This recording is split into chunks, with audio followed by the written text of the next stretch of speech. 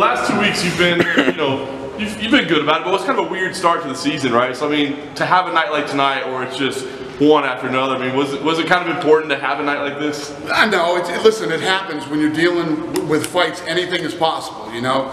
It's like this last weekend. You have big international fight week, fights that look good on paper, all this other stuff. You don't know how they're going to play out. The show is incredible. Same thing here, especially here. You're dealing with guys that aren't at the same level as the guys that we have on the big pay-per-views, and they're nervous, and it's just a different. But these are all the things that I like. These are the things that I'm looking for. You're going to have the weeks like we had the last couple of weeks, where you come in. At least these people get the opportunity and the chance to come in and do this and feel that feeling, and go back and work on what they need to work on, and someday get the, like this kid Ocon I'm talking about. That kid's going to be a stud someday.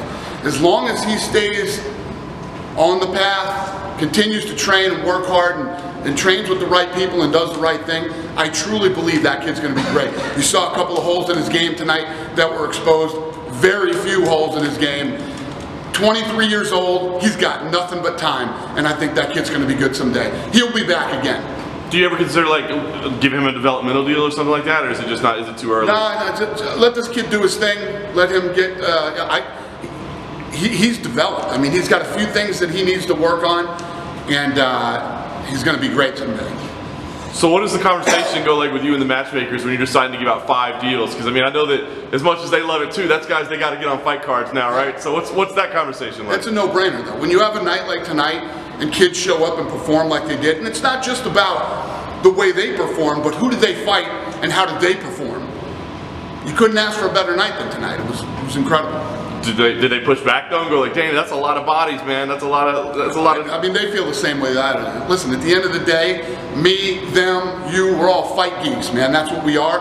And when you see a night like tonight, it fires me up. I get excited, and every one of these kids came in and did what was expected of them to come in and get a UFC contract. Yeah. You mentioned that you thought Maki Pitolo was in the wrong weight class. Will you tell him to move? I mean, what if he says like, I'm good here? What's going to happen with that kid is we'll get him over here at the PI. He'll work with all these guys over here, the experts. They'll teach him how to eat. They'll teach him how to cut weight, train properly, all these other things. That kid's only going to become better because he got signed. Yeah. What do you think the lesson is? Because I know that you've kind of been saying that, oh, people think I'm looking for finishers. I'm not just looking for finishers. Right. I mean, so what's the lesson that people can take out of tonight, for instance? Listen, this is, I mean, they say it at the beginning. It's a little corny and whatever, but it's the truth. This is the hardest job interview ever. You know what you're here to do. And listen, I've been doing this for 20 years. You know what I'm looking for. If you don't know what I'm looking for by now, I'm not looking for guys that come over here and try to win the opportunity to get into the UFC, to play it safe to win. You got to decide whether you want to do that the rest of your career. But you don't do it here. That's not what this is about, and that's not what I'm looking for. Last thing for me, what does this mean for the people next week? I mean, you can't give out 5 deals every week, right? Does it make it harder next week? You got to feel like you got to be more selective? Give out 5 deals every week for the rest of this, as long as this thing goes on, if they deserve it. If you deserve it, you're going to get a contract. I'm not going, well, this guy deserves it, but I don't want to give out 3 contracts this week. I'm going to give it to whoever it deserves. Listen, we're not doing fewer fights, fewer people aren't getting injured every month. It's, we'll make it work. And you have to make tough decisions, because guess what? If I bring in 15 got to go. So that's how it works. Dana, one of the losers of the first fight admitted that he was fighting with a broken leg.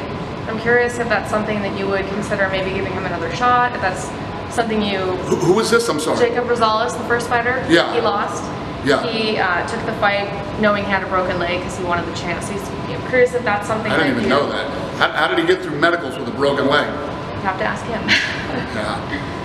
Yeah, listen, we really like that kid. He was tough. Again, when you look at that first fight, and it takes 2 to make a great fight. And he was definitely a part of that. And yeah, I mean, I can see that kid getting here someday with the way that he fights and his attitude and everything. So, but no, I'm not looking at him right now saying, oh, he fought with a broken leg, so we'll bring him in. Right. What did you think of the Brazilian guy who broke his foot in the first round though, like in the beginning of the fight? What about him? Keep fighting after having a broken foot in the beginning of the fight. Yeah, I just said, in the interview I was talking about, when you watch the replay, when he breaks his foot, he doesn't wince in pain, he doesn't make a face, he doesn't stumble, he doesn't react to it at all. He just keeps moving forward and continues to try to win the fight. That's a bad man right there. He used to fight in 170 in Brazil. Huh? He used to fight in 170 in Brazil, 170 division, weight division. He used to fight? At 170. At 170 in Brazil? Yeah. Jesus. That's crazy. Yeah, that guy's huge. Yeah. Do you think he's going to fight 170 in UFC? Probably not. It's probably a good idea to stay up. Yeah. He's a big guy. Did you know his foot was broken? Must kill him to make 170, huh? Did you know his foot was broken when it happened? Or? I had no idea. If you watch in the replay, they're showing the replay right now, you can't tell. Look at it. He doesn't show it on his face or anything. He does nothing. Yeah. He acts like he threw a kick and that's it. That's a real guy right there. When you do see something like that, after you realize, oh, his foot did break, but he hadn't said anything about it, you didn't notice him wince or anything, does that kind of, in your mind, give you even more reason to sign someone like Everything about that guy. I said, I like everything about that guy. There's not one thing that I didn't like about that kid, including his personality. Dana, just curious, will the developmental deal ever be dusted off again? And if so, what's your preferred criteria for such a thing to be handed out? Yeah, well, you know, it's so different now with the PIs. You know, we're opening all these PIs around the world, and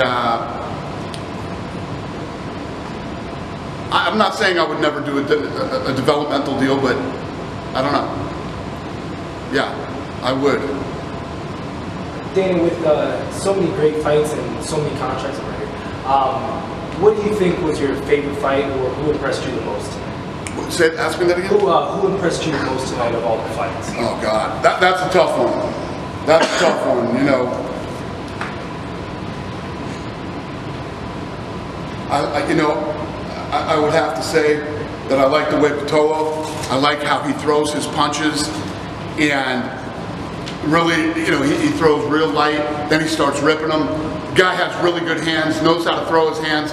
Then when he hurt him to the body, he didn't stop hitting him to the body. I mean, his performance was unbelievable.